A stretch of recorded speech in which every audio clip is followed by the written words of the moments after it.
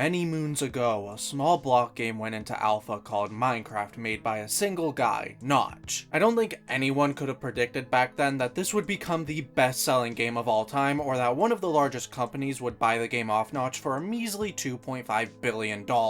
Although, being the biggest game in the world doesn't exempt you from having a couple of off years, as I've heard through the grapevine that 2017 to 2018 were pretty rough years for the Minecraft community. I can't comment personally since I don't really follow Minecraft that closely, but regardless, that's not what we're here to focus on. One of the most popular Minecraft servers is called Hypixel, and they have done some pretty crazy stuff when it comes to modding Minecraft, and evidently learned a lot from that as they were able to make their own custom engine. Hold on, it's counting down. Once that countdown hit 0, we would see what Hypixel was doing with her custom engine, which was to make a game called Hytale that seemed to be just as ambitious as Minecraft, if not more so. They planned to have an adventure mode that was basically an RPG with dungeons and quests, fan-made servers, and built-in modding tools for anyone to easily use. At the time of the announcement, Hytale was basically everything I wanted Minecraft to be since I was incompetent and didn't know how to mod, and a lot of people seem to share that sentiment, a whopping 61 million to be exact. I eagerly followed the development from then on, reading all the blog posts over the years and awaiting the next big trailer. But in 2020, the CEO of Hypixel, Simon, sold the studio and Hytale IP to Riot Games because he trusted them to take care of the team, and they did for many years, although there was one thing Riot wanted to do that sent Hytale into its own dark ages. The custom engine Hypixel was making was primarily built with PC in mind, with console support to happen later if the game was successful. But Riot wanted it to be cross-platform at launch, so they had the team start coding a whole new custom engine. That doesn't mean that the legacy engine was thrown away. No, it was mainly used to prototype new features before implementing them fully in the Riot engine. However, by far the worst thing to happen during the dark ages was the blog posts. Before, the team were sharing stuff non-stop, but with Riot, we maybe got seasonal updates that didn't share much, as again, the game was being remade in a whole new engine. That wasn't even the end of it, sadly. Hytale got so popular that big Minecraft YouTubers started talking about it, and it even propelled some people to start YouTube channels solely based on covering Hytale news, with the promise of one day being able to play the game they were so passionate about. It was genuinely so cool to see such an awesome community form. Overnight, that excitement and passion was gone, as Riot Games announced the cancellation of Hytale along with the shutdown of Hypixel Studios. And just like that, there was nothing to talk about. People that had built their careers off of this game now either had to pivot to something else or just stop. You could feel the tension in the air when that announcement broke. No words can describe what happens when 7 years of passion and hope just vanish, gone in a single day. There was a single glimmer of hope. Simon, the original owner of Hypixel, was being persuaded through a series of tweets to buy back Hytale. There were so many tweets of people asking questions and him responding with what he would do if he bought it back, but kept reminding us that there was a 0.01% chance of it happening. One tweet, however, changed the course of everything. I'm in active discussions with Riot Games about acquiring Hytale. Updates will be limited for now as we work through it. Thank you for believing in Hytale. You could hear the community collectively breathe in and hold their breath, with fingers crossed that maybe, somehow, Simon would come out with Hytale. Minutes turned to hours, hours turned to days, days into weeks, and weeks turned to months. On a nice cozy almost winter Monday, Simon tweeted again. Everyone's hearts raced as they read the tweet. "We did it. Hytale is saved. We have acquired Hytale from Riot Games." And just like that, our timeline corrected itself to the good one thanks to Simon's level 100 persuasion and Riot actually willing to fork up the Hytale IP. We'd be able to actually play the game after so many long years. Although a very rough and extremely incomplete version of it, as the team had to use bubblegum and dreams to put the game back together and were working insanely fast.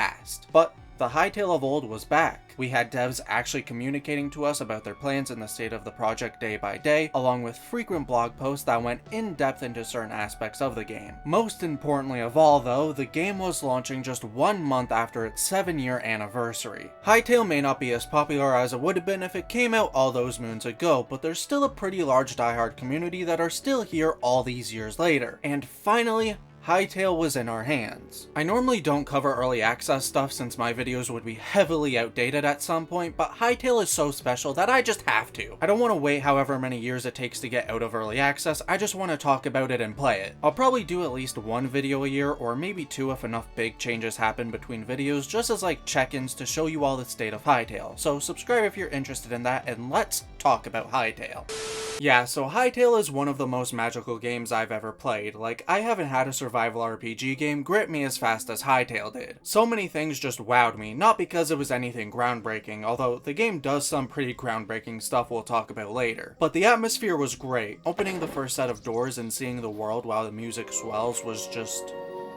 I don't know, words escaped my mouth in that moment, and I teared up a bit as it just dawned on me that Hytale is actually real and I'm playing it. But if that wasn't enough emotion for one man, I eventually came across a big forgotten temple with a boss fight of sorts, and going through the portal led to one of the greatest moments I've ever had in a game.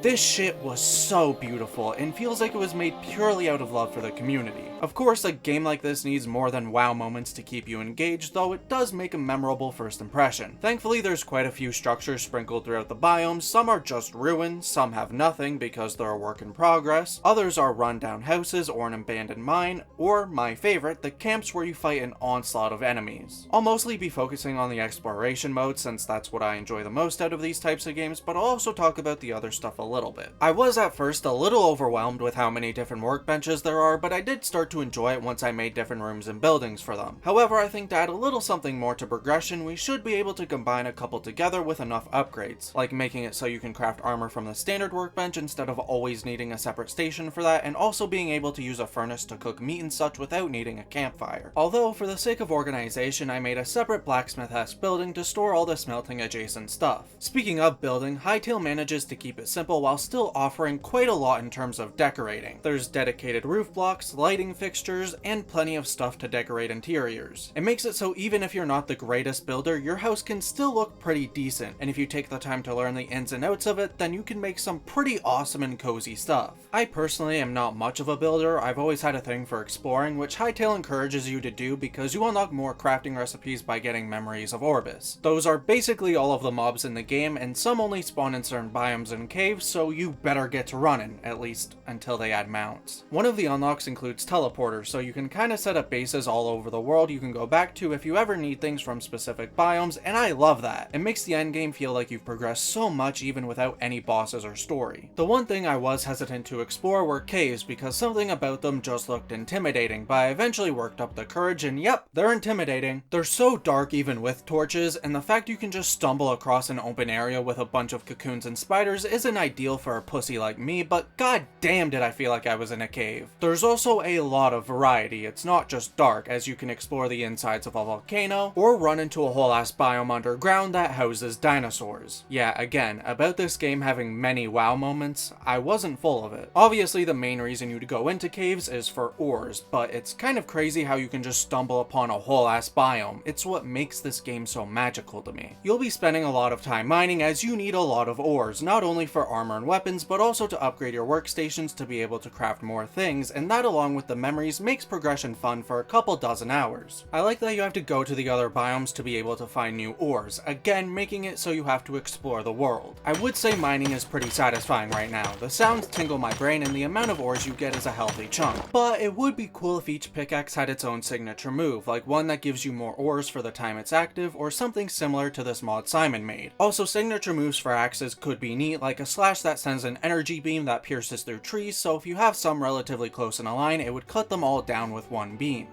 I was most intrigued to see how combat was going to play out, and for me, it's definitely the thing that needs the most ironing out. There are a multitude of different weapons to choose from big lads to small but effective, and they can give a bit of mobility with their charge attacks, which can help with positioning or platforming, which is kinda sick. Each type also has a unique ultimate move that charges as you attack and can deal big damage. Enemy AI is very basic, as they only know how to run towards you and attack, and also have the exact same attacking pattern, so it's very easy to just not die from a lot of the enemies. Although, from my experience, it does feel like the enemies are either incredibly easy or really fucked up.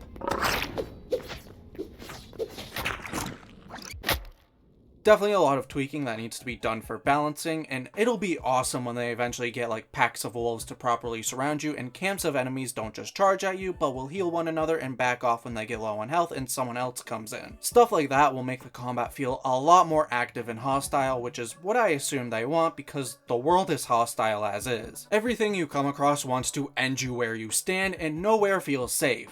Except for this place. Dungeons are also said to be coming to the game. You can stumble upon some of them that greet you with a work in progress sign, and again, everything I say is on the guise of when it happens, it will be cool. Because grinding a dungeon for gear is always fun, and if they get some sick bosses in, then I could see myself spending hours and hours just trying to get the best drops. But yeah, I'd say the combat in general is where the game lacks the most for me, and is why I haven't really been playing it as much as I want to. Exploring and everything is amazing for the first few hours, but when the honeymoon phase ran out, I got a bit bored from just not having any engaging duels with enemies at the moment. Hopefully that changes in a year's time and I become helplessly addicted to grinding dungeons or combat in general.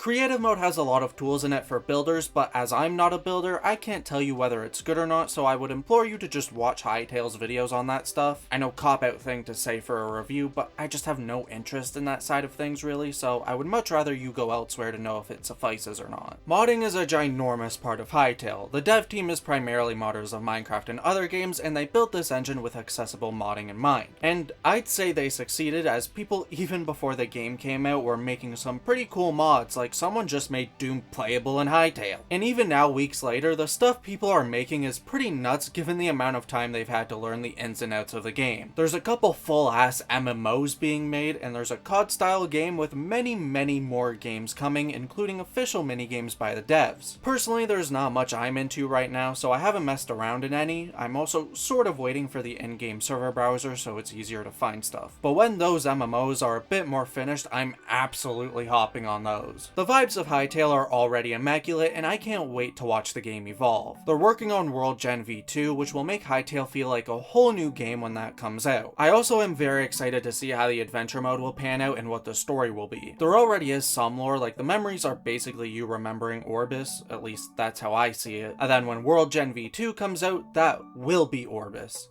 Again, that's my interpretation, could be wrong, who knows? But the future of Hytale is bright, as the devs are pretty in tune with the community and have been working insanely quick to get updates out. Anyway, that does it for this video. I hope to see you all soon for my next video, which will be Xenoblade X, that, funnily enough, just got a Switch 2 edition as I'm recording this. I've had the footage for like a year, so it ain't gonna be Switch 2 footage, but it's still the same game. It'll be fine. And I'll also be doing yearly updates for Hytale until it's in 1.0 because that sounds fun. Enough plugging though. Bye bye!